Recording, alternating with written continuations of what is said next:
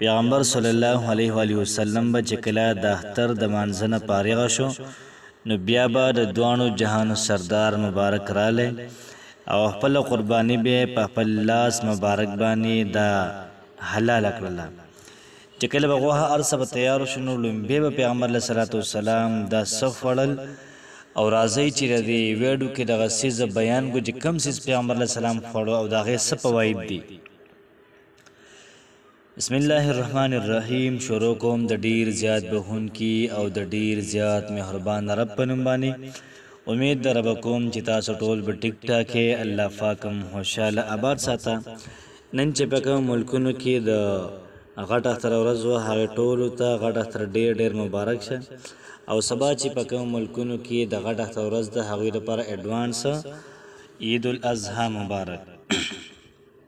نن زموږ ټاپک دی چې کله قرباني وشي د هغې نه بعد غوښه دا تقسیم شي نو په دې غوښه کې به لومبی پیغمبر علیه صلات وسلام کوم څیز خوړو. تاسو دغه څیز واورئ، د دې څیز چې څومره فایدې دي دا واورئ، حیران به شئ.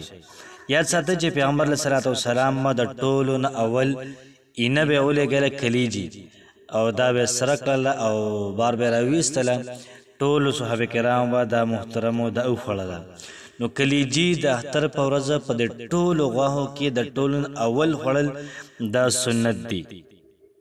دغه رنګه فرمایي چې کم سړی کلیجي خوري په دې سړي کې به طاقت وي، په دې سړي کې به پاور وي، دا سړی به کمزوری نه وي. دویمه فایده د کلیجي دا ویلی شي چې کم سړی کلیجي وخوري فرمایي چې د دې سړي لږ ورسره هضمېږي خو ورسره بدن نه پیړېږي. څومره چې موږ خوراکونه کوو هغه خوراک بدن دا پیړی، خو کلیجي اینه چې کومه ده دا بدن نه پیړی. دغه رنګې بدن کې په کوم ځای کې درد وي نو درد ختموي. کله کله دا رنګ دا تک زیړ وي، د ماشومانو رنګ زیړ وي، اکثر د ښځو دا رنګونه زیړ شي نو په دې کې آیرن دی. نو فرمایي چې رنګ دا ورسره سوکېږي، رنګ ورسره مزېدارېږي. څلورمه فایده دا شوله چې څومره د هډوکو مسلې دي، څومره بیمارۍ دي، دا ټولو بیماریانې دا هینډل کوي، دا ټیک کوي. او دغه رنګې فرمایي چې په دې کې ویټامین ډي دی.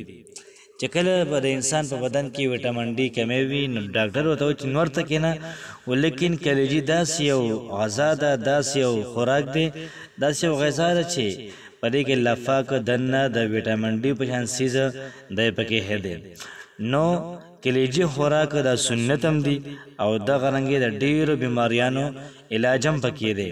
فرمایي چې د چیلو چې کومه کلیجي ده یا د غواګانو د میوو چې کومه ده په دې کې ټولو کې د ټولو نه بیسټ او بهترین د غواګانو یا د میوو کلیجي ده. دغه رنګه فرمایي چې هفته کې یو ځل کلیجي خوړل دا د صحت دپاره لازمي دي. دغه رنګې ټولو بیماریانو علاج دی.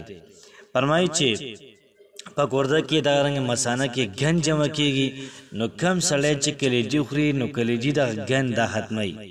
نو دا د کلیجي فایدې وي او د ټولو نه اول پیغمبر علیه صلات وسلام د اختر په ورځ کلیجي خوړله.